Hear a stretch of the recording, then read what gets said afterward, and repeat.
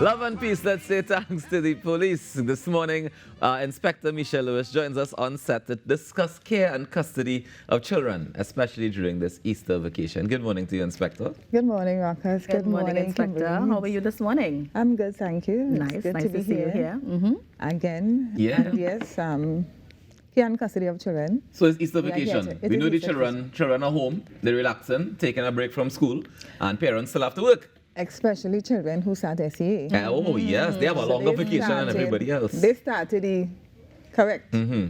They started the vacation period, and yes, they will have a longer period of time mentally. Mm-hmm. And so even that group of children, 18,000 plus children that's at SEA, Yeah. you find that children after SEA like to relax a lot, and rightly so, because they would have worked hard to get, a particular school or, To be prepared for the exam. Yeah. and to advance. And so that area of relaxation and the parents allowing them a lot of leverage could sometimes cause them and others to find themselves in trouble.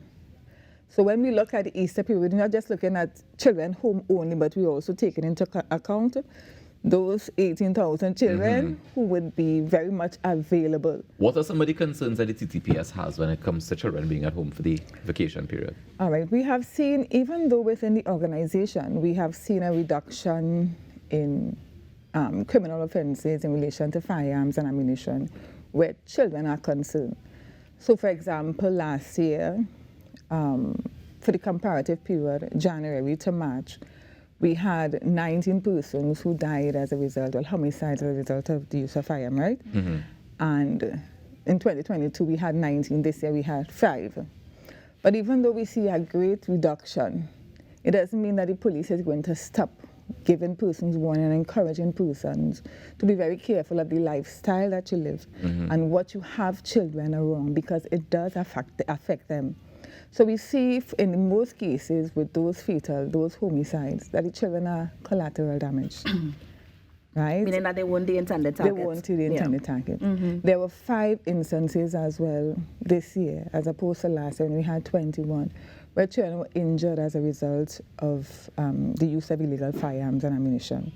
So even though, yes, the figures are reduced gravely, 76, 74%, still, when a life is lost as a result of illegal activity in a household, it is still a cause for serious concern.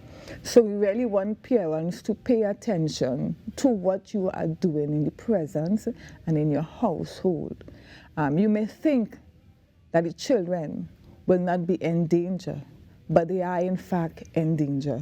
The Children's Act 4601, number 12 of 2012, speaks directly to you as parents, guardians, those with responsibility for children, putting children at risk, and what would be the repercussions of that in law if you fail to do your due diligence and protect and preserve our children.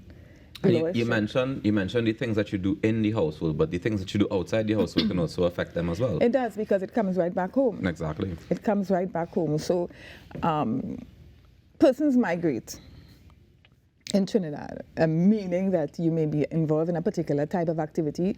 You may have a relative that lives in Port of Spain, and then you migrate to Northern Division or something. So, but you go with your lifestyle, you go with your character, you go with your criminal activity. All your bad ways. You go with it, and then you go into a household that maybe they may not be fully aware of, or they may have an inkling of what you are doing, and then you come and reside into that household. You may expose those children or those minors in that household to what a firearm look like, because you think it's a fascination to show and reveal that to a child.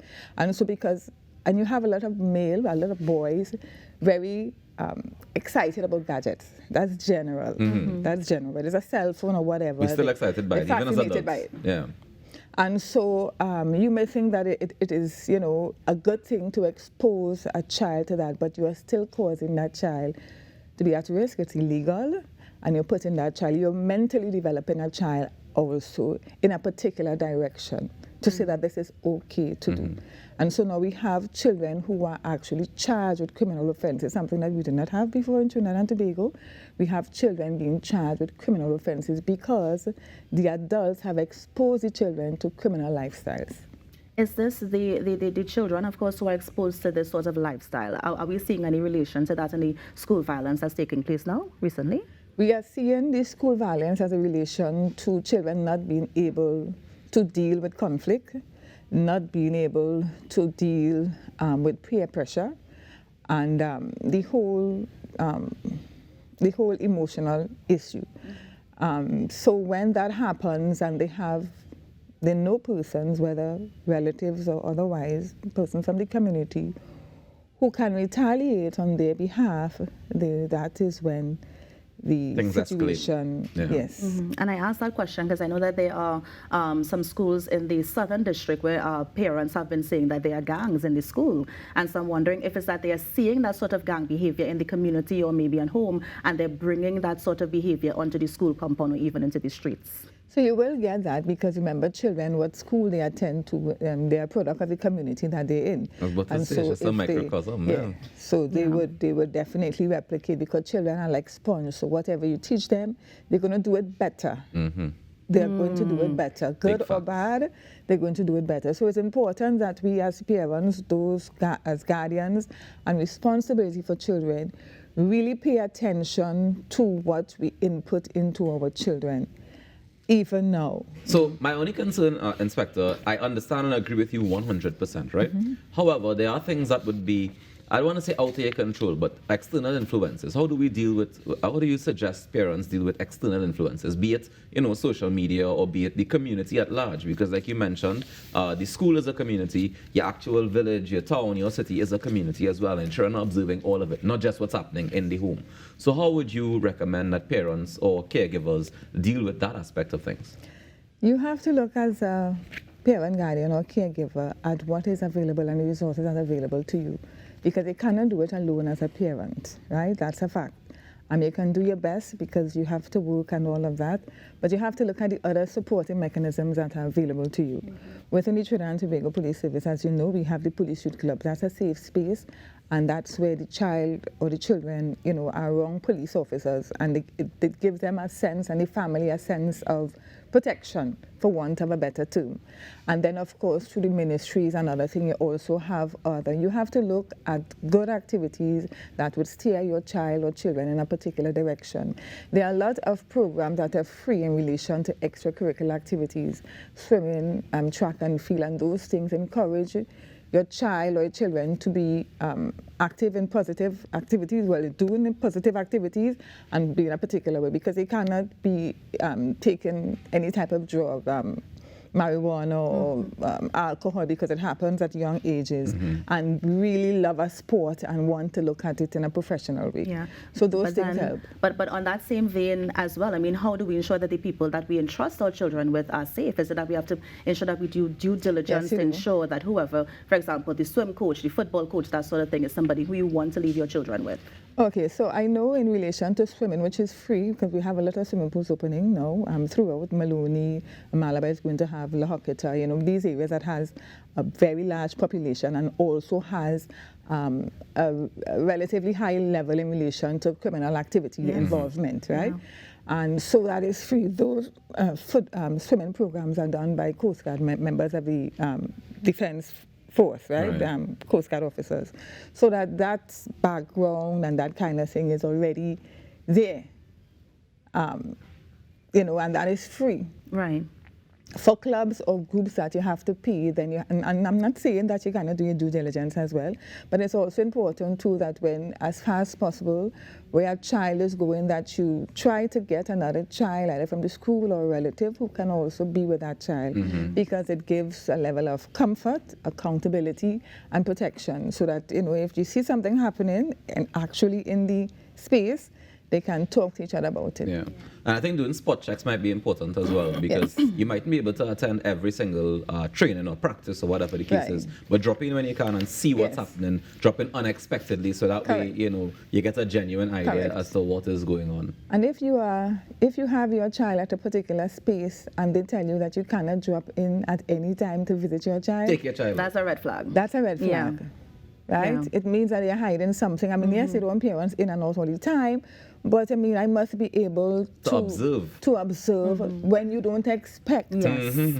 You know, so we don't want you to fix everything nice and make sure the child is decent and all of that at the point in time when it's time. Dirty wares. We want to see. So in relation to the law, there are criminal offenses when it comes to children, cruelty to a child. So I would really like to mention some. So where, for example, you have responsibility for a child and you assault that child, ill-treat, neglects, abandon, or exposes that child or procures or causes that child, of course, to be assaulted or neglected, ill-treated, or exposed in any manner, it's a criminal offense.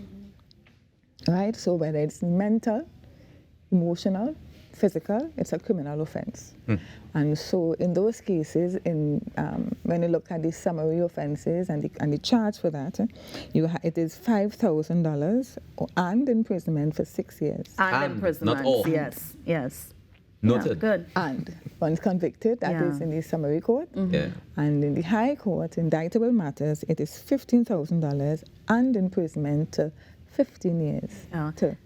10 years. In case anybody notices anything out of the ordinary, Inspector, any particular numbers you want to share with us so we'll know who to call? Certainly. So the police service, of course, we continue to employ. If you see something, you say something. Yeah. We have the 999 hotline, you have the 555, you have the 800 tips, you have 736 TTPS. Is that the WhatsApp?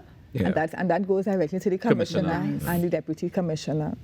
You know, so those numbers, I think, one of the things that I always encourage children when I do lectures and schools and stuff like that, right, is that even if you have no money on your cell phone and you find yourself in distress as a child, you can still call 999. It doesn't have to be as bad as you think it is because you mightn't understand exactly what you're in, but if you are lost and you find yourself in distress, call 999, tell them your age, tell them who you are, and you want help, even if it is just to call your parent because you are lost. We will do that to make sure that you are safe and you don't call on a stranger and find yourself kidnapped or missing. Yeah.